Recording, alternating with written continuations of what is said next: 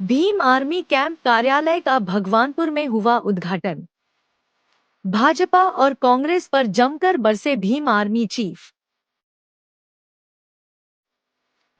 भगवानपुर विधानसभा के कैंप कार्यालय उद्घाटन के मौके पर पहुंचे भीम आर्मी के राष्ट्रीय अध्यक्ष विनय रत्न ने मीडिया से बातचीत करते हुए भाजपा कांग्रेस पर जमकर हमला बोला। उन्होंने कहा, आज दलित और मुस्लिमों को विचार करने का वक्त है कि उनके लिए भीम आर्मी ही हर जगह तैयार खड़ी हुई है। वहीं सत्तारूढ़ दल भाजपा पर सिर्फ स्वर्ण हिंदुओं के लिए सियासत करने का आरोप लगाया।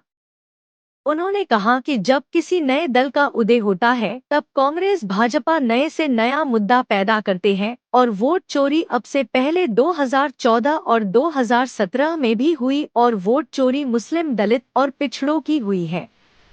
उन्होंने कहा कि भीम आर्मी का वोट बैंक कम नहीं है, न ही कार्यकर्ता कम है और न ही उनके लोग कम पढ़े लिखे हैं, इसलिए गठबंधन में नहीं लिए जाते तो वो सभी का समीकरण बिगाड़ने का दम रखते हैं।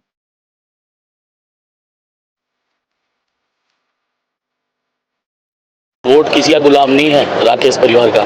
आप उठा के देख लिए, राकेश परिवार ने जितने भी अपने कैंडिडेट लड़ाए हैं उनकी जमानत जब्त हुई है जिला पंचायत वगैरह में। ये केवल और केवल नूरा कुश्ती अगर आप देखें तो केवल देवर भाभी की लड़ाई में ये एक हैं। और इस बार 2027 में निश्चित रूप से हमारे आज़ाद समाज पार्टी का यहाँ जो भी प्रत्याशी होगा वो निश्चित रूप से यहाँ विजय होगा। और रही बात वोट की, जो मैंने आप कह रहे हैं, वोट किसी के अधीन नहीं है। इस जो अंदर समझते कि आप देख रहे हो करौंदी में बाबा साहब की मूर्ति जो है वो खंडर स्थिति में है। विधायक निधि की 5 करोड़ विधायक निधि है, आरक्षण से आप विधायक बने हो, क्यों नहीं भैया बाबा साहब का काम को उसको करा सकते हो। आप थोड़ी सी अगर बारिश हो जा रही है विधानसभा भगवानपुर वो तैर जाती है।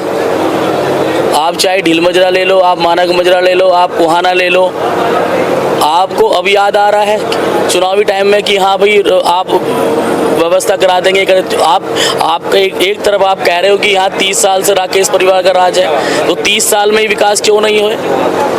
अभी आपको याद आ रहा है जब आज़ाद समाज पार्टी यहाँ बड़ी मजबूत स्थिति से अपनी दावेदारी कर रही है, आज आप इस बात को कह रहे हैं। और रही बात यहाँ कांग्रेस बीजेपी नहीं है, ये तो लोग कहते हैं कि पहले तो हम 45,000 ही थे, अब हम 80,000 ही हैं। ये 2027 में पता लग जाएगा।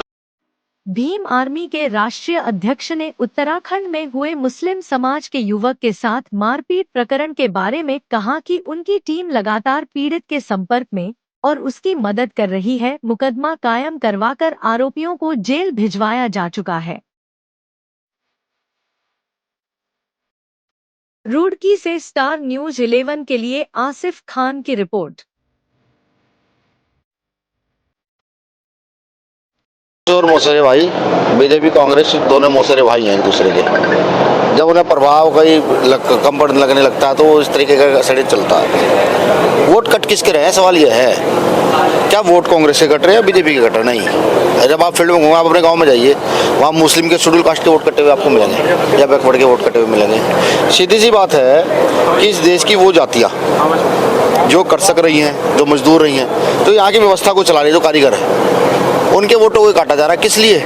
वो जानते हैं कि इनकी क्षमताओं को। आज जैसे जैसे भीम आर्मी का उदय हुआ, पार्टी का उदय हुआ, आज़ाद समाज पार्टी लगातार बड़ी तेजी से सर्वाइव कर रही है, ठीक। तो ये इसका भी भय है भाई। इससे पहले जो है, इससे पहले भी तो वोट चोरी हुई थी।